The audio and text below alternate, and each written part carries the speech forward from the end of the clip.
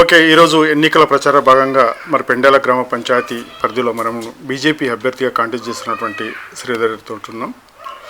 మరి door to door campaigning నిర్వహిస్తున్నప్పటికీ మరి ప్రజలు ఎంతవరకు స్పందిస్తున్నారు, మరి గెలుపుకు ఎలాంటి వ్యూహాలు ప్రయోగిస్తున్నారు, మరి నరేంద్ర మోడీ చరిష్మానా లేకపోతే తన చరిష్మానా, మరి ఓటు ఎందుకు వేయాలనేది కాన్సెప్ట్ తనతో అడిగే తెలుసుకుందాం. సార్ నమస్కారం. నమస్తే సార్, ఇప్పుడు ఏదైతే మీరు కాంటాక్ట్ చేస్తున్నారు గ్రామంలో వరావరి పోటీ ఇద్దరు అన్నదమ్ములకే ఉన్నారు, అసలు గ్రామ ప్రజలకు ఓటుకు ఇసులు వాళ్ళని ఇప్పుడు ఎట్లా వాళ్ళని ఆలోచించారు ఓట్ బ్యాంకుని, అంటే అన్నదమ్ముల మధ్యలో ఓటింగ్ అనేది జరుగుతూ ఉంది. అసలు కాంగ్రెస్ పార్టీకి చూసేయాలన్నా లేకపోతే నేషనల్ పార్టీలకు చూసేయాలన్నా వ్యక్తిగతంగా వేయాలన్నా? ముందుగా V6 V5 ప్రేక్షకు యొక్క నమస్కారం. అంటే రెండు పార్టీల మధ్య జరుగుతుంది, కాంగ్రెస్ వర్సెస్ బీజేపీ మధ్య నడుస్తుంది. బీఆర్ఎస్ అనేది అంటే వాళ్ళు నిలబడతామన్నారు, లాస్ట్ మంత్లో డ్రాప్ అయిపోయారు. అదండి, వ్యక్తుల మధ్యలో కానీ అన్నల మధ్యలో కానీ పోటీ లేదు. అంటే ఇప్పుడు రెండు పార్టీల మధ్యలో అంటే బీజేపీ ఏం చేసింది, బీజేపీ పథకాల ఇంప్లిమెంటేషన్ అయితే వ్యక్తిగతంగా అయితే ఏ డోర్ టు డోర్ ఇంప్లిమెంటేషన్ అయితే కనిపించడం లేదు. మరి మీరు ఏం క్యాంపెయినింగ్ చేస్తూ ఉన్నారు? అంటే మేము గతంలో రెండు టర్మ్లో మా బీజేపీ దాని నుంచి ఇక్కడ సర్పంచ్ గెలవడం జరిగింది, ఒక టర్మ్ ఎంపీటీసీ గెలవడం జరిగింది. నేను ఇంతకుముందు కూడా బీజేపీ తరఫున ఉప సర్పంచ్గా చేయడం జరిగింది. అప్పుడు మా యొక్క డెవలప్మెంట్ కానీ అంటే ఊర్లో ఈ రంగారెడ్డి జిల్లాలో మొట్టమొదటిసారిగా వాటర్ ఫిల్టర్ పెట్టింది 2005-4లో మేము. అంటే ఇప్పుడు వాళ్ళు అధికారంలో ఉన్నారు, మీరు కూడా అధికారంలో ఉన్నారు. మీ అధికారంతో ఇప్పుడు గ్రామాభివృద్ధికి ఏం చేయబోతున్నారు? అంటే ఇప్పుడు గ్రామ పంచాయతీలోకి వచ్చే ప్రతినిధి అంటే శ్రీశైలుగా నుంచి మన రైతు వేదికలు, మన శ్మశాన వాటికలు, రోడ్ల పక్క చెట్లు నాటడము, ఈవెన్ చెత్త ఎట్టడానికి ఉన్న ట్రాక్టర్ కూడా సెంట్రల్ గవర్నమెంట్ నుంచి వస్తుంది. 43 నుంచి లైట్ల కాడికేంటి కాబట్టి అన్నీ మన ఇది రేషన్ దుకాణంలో ఉన్న రైస్ కాడికి కూడా ఉంది కాబట్టి అని చెప్తున్నాము. అంటే ఇప్పుడు శ్రీధర్ రెడ్డి గారు ఓటు అడగడానికి డబ్బు పరంగా అడుగుతూ ఉన్నారా లేకపోతే వ్యక్తిగతంగా అడుగుతున్నారా? ఏముంది మీ చరిష్మా, ఏముంది, మీరు ఏం సర్వీస్ చేశారని మీకు ఓటేయాలి?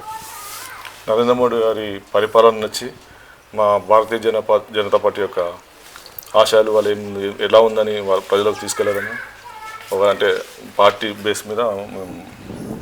అంటే మీరు సోషల్ సర్వీస్ ఏమని ఇప్పటివరకు ఏమైనా చేశారా గ్రామ ప్రజలకి?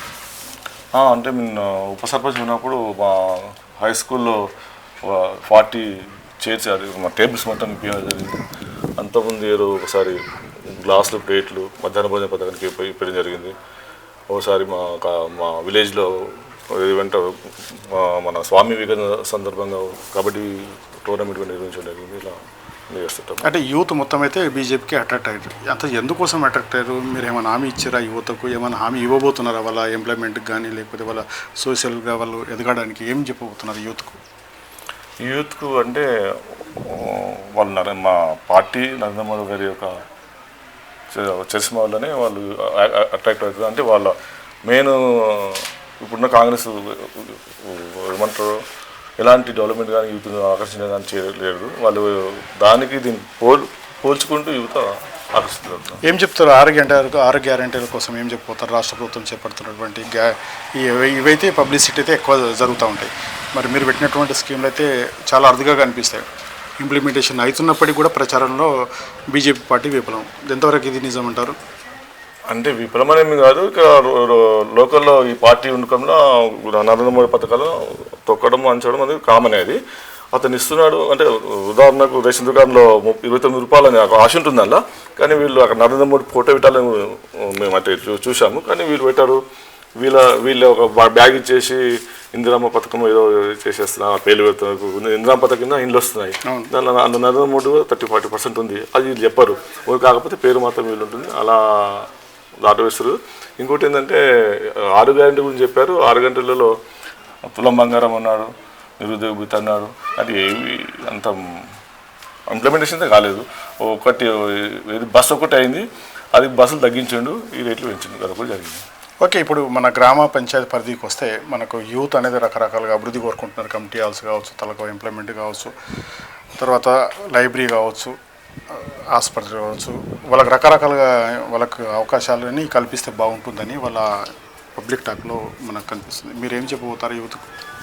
సాధ్యమైనంత వరకు అంటే మా యొక్క శక్తి మించి సాధ్యమైనంత వరకు ప్రభుత్వంతో కొట్టాడి, లేకపోతే మా యొక్క ప్రజెంట్ ఇక్కడ బీజేపీ ఎంపీ ఉన్నాడు కొండ విశ్వేశ్వరరెడ్డి గారు, అతనితో కూడా మాట్లాడి సాధ్యమైనంత వరకు అన్నీ ట్రై చేస్తాం. అతను కూడా మాకు చాలా హెల్ప్ఫుల్గా ఉంటాడు, పెద్దానికి చాలా ఆయన మంచిగా స్పందిస్తాడు. కాబట్టి అతని యొక్క దాన్ని బట్టి మేము అంటే మీరు గ్రామంలో ఉండరు, అంటే బయట ఉంటారు, అంటే మీరు ప్రజలకు ఎప్పుడు అందుబాటులో ఉండి వాళ్ళ సమస్యలు ఎప్పుడు పరిష్కారం దిశగా తీసుకువెళ్తారు? ఎందుకంటే గ్రామంలో చిన్న చిన్న గొడవలు జరుగుతూ ఉంటాయి. అప్పుడు ఈ సర్పంచ్ గారు మీరు ఎన్నికైన తర్వాత ఇవి క్షుణ్ణంగా పరిశీలన చేస్తారంటారు, లేదంటే బైపాస్గా మీరు పోలీస్ స్టేషన్కి వెళ్ళమంటారంటారు?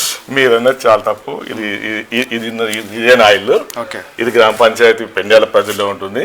ఈ పక్క ఉన్నది అదే మా ఊరు, అంటే ఈ ఊరు విలేజ్ ఊరి శివార్లో ఉన్నా కాబట్టి ఊర్లో కూడా మా ఇల్లు ఉంది, పాత ఇల్లు. కాకపోతే రీసెంట్గా ఇక్కడ కట్టుకున్నాం అండి. Okay okay. జనరల్గా ఇప్పుడు వితంతులు, తర్వాత వృద్ధాప్య పెన్షన్లు ఇవన్నీ చాలా మాకు కనిపించినటువంటి మాట. ఇవి ఎంతవరకు మీరు ఇంప్లిమెంటేషన్ చేస్తారు? చాలా అంటే నిన్న మొన్న అందరికి అప్లై చేసినాము. చాలా వరకు రేషన్ కార్డు కానీ వృద్ధాప్య పెన్షన్లు కానీ అప్లై చేసినాము, కానీ ఇంకా అన్నీ రాలేదు. మేము కూడా అప్లై చేసినాము, ట్రై చేస్తున్నాము. ఏమనంటే కూడా ప్రభుత్వంతో కొట్లాడి ఏదో చేసి ఏం పెట్టుకున్నారు మీరు రెడ్డి గారు? మీరు మేనిఫెస్టో ఏం పెట్టుకున్నారు ప్రత్యేకంగా గెలుపు కోసం? ఒక మేనిఫెస్టో యూత్కి కానీ విలేజ్కి కానీ టెంపుల్సా లేకపోతే ప్లే గ్రౌండ్సా ఏం పెట్టుకున్నారు మీరు? ఏం మేనిఫెస్టో ఏం తయారు చేశారు? అంటే ఒక గ్రామ పంచాయతీగా ఈ మేనిఫెస్టో అని అంత పెద్దగా ఏముండదు. అంటే మేజర్గా మా గ్రామ పంచాయతీ అంటే శుభ్రత, మంచినీటికి ఎలాంటి కొరత లేకుండా ఒకటి. ఈ అక్కడ వర్కర్స్ ఉంటారు, వాళ్ళకి శాలరీస్ సరిగా అందరు 3 నెలలకు ఒకసారి 6 మంత్స్కి ఒకసారి అంతే, వాళ్ళకి సరిగా మంచిగా అవగాహన వచ్చి వాళ్ళకి శాలరీస్ మంచిగా ఇవ్వడము. మీరు అన్నట్టు టెంపుల్ దగ్గర, ప్రతి టెంపుల్ దగ్గర బోనాలకు వస్తేనే టెంపుల్ దగ్గర ఒకడము చెట్టు విగ్గడం ఉంటుంది, తర్వాత పాడుపడిపోయినట్టు వాటిని డెవలప్మెంట్ చేయడము. స్కూల్స్, గవర్నమెంట్ స్కూల్ ఉంది కానీ సరైన అక్కడ టాయిలెట్స్ కానీ వాటర్ కానీ ఇలాంటివి ఉన్నాయి. అలాంటి డెవలప్మెంట్ మా సాధ్యమైనంత వరకు ప్రభుత్వ పద్ధతి కాకుండా మా లోకల్గా మన ఫండ్స్ కూడా సమకూర్చుకొని డెవలప్ చేయండి. ఇప్పుడు వైకుంఠ ధామాలు కూడా గత ప్రభుత్వాలు నిర్మించినప్పటికీ కూడా అంత చెత్త చెదారం ఉందని, కంపౌండ్ వాళ్ళు లేక, అంత వాటర్ సోర్సెస్ లేక, అంత పంచాయతీ నుంచి ట్యాంకర్ పోవడం, అక్కడ స్నానాలు చేయడం, అటువంటి సిచ్యువేషన్ కూడా కనిపిస్తుంది. వీటిని ఎట్లా మీరు ఇంప్లిమెంటేషన్ చేస్తారా? అక్కడ సోర్సెస్, వాటర్ సోర్సెస్ కానీ ట్యాంకర్ అక్కడ పోకుండా అక్కడనే బోర్ వేసి ఒక గదులు కట్టించి నిర్బంధం చేస్తారంటారా? వాస్తవానికి వైకుంఠధామాలు చేసిర్రు, కానీ మా తాన కూడా చుట్టూ కాంపౌండ్ వాళ్ళు లేదు, అక్కడ వాటర్ సౌకర్యం లేదు. అంటే అప్పుడు బోర్ వేసినట్టున్నారు, ఎందుకు అది పాడుపడిపోయింది, దాని రిపేర్ లేకుండా అయినట్టుంది. కంపల్సరీ వైకుంఠధామాల్లో వాటర్ అనేది తప్పనిసరి, అదొకటి. అది దానికోసం మేము ట్రై చేస్తాము. కంపల్సరీ బోర్ వేసి చిన్న హ్యాండ్ బోర్ అన్న అది చేయాలని ఉంది. అది ఎట్లుంటాయి మీ గెలిచిన తర్వాత అభివృద్ధి కోసం సమిష్టి నిర్ణయాలు ఉంటారా, లేకపోతే ఏకదాటి నిర్ణయాలు ఉంటాయంటారు? అలా ఏముండదు. గ్రామ పంచాయతీ ప్యానల్ ఉంటుంది, వార్డు మెంబర్స్ ఉంటారు, అందరి సమక్షంలోనే. అది కాకుండా గ్రామంలో మేమేం చేస్తాం, ఎవ్రీ 3 months ఒకసారి గ్రామ కమిటీ ఉంటుంది, అలా అన్నీ పెట్టుకొని అందరి సమక్షంలో ఉంటుంది. కానీ అట్లా ఎలాంటివి ఉంటాయి. ఓకే, ఎంత మెజార్టీ ఇస్తారంటున్నారు? ఇప్పుడు మీ పనితీరుని కావచ్చు, బీజేపీ చరిష్మాన్ కావచ్చు, అక్కడున్న ఓటు బ్యాంకు ఫాలో అయిన విధంగా ఎంత మెజార్టీ రాబోతున్నారు ఇస్తున్నారు? మెజార్టీ అనేది కదా, గెలుస్తాము, 100% గెలుస్తాము. ఎవరు గెలిచినా 20-30 ఓట్లు, మ్యాక్సిమం 50 ఓట్స్ మీద ఉంటుంది. అందుకంటే అవతల బలమైన వ్యక్తులు ఉన్నారు, రూలింగ్ పార్టీ. వెనుక బలమైన వ్యక్తులు లేరంటారా? అంటే మా వెనుక బలమైన వ్యక్తులు ఎవరు లేరు, నేనేగా మాత్రం బలమైన వ్యక్తులు ఉన్నారు. మా పార్టీ తరఫున అయితే ఎలాంటి ఫండ్ కూడా రాదు మాకు, ఇక్కడ లోకల్ పార్టీస్ కాబట్టి. అక్కడ ఏందేమంటారు దాన్ని, లోకల్ వాళ్ళు కూడా కొంచెం ఫండ్ ఇస్తున్నారు తెలిసింది అన్ని గ్రామ పంచాయతీ. మాకైతే భారతీయ జనతా పార్టీలో లోకల్ పార్టీస్కు ఎప్పుడు ఇయ్యరు, రాదు కూడా. Okay okay. ఏదైనా అభివృద్ధి ఏదైతే నరేంద్ర మోడీ చష్మతోటి తన గ్రామ అభివృద్ధికి నిధులు తీసుకొస్తాయి, ఇక్కడ స్థానికంగా ఉన్నటువంటి ఎంపీ ఏదైతే ఉందో ఎంపీ నిధులు ఆధ్వర్యంలో కూడా నేను మా గ్రామానికి ఏది కావాల్సింది ఉంటుందో అది పూర్తి స్థాయిలో అభివృద్ధి చేశానని చెప్పేసి మనతో చెప్తా ఉన్నారు.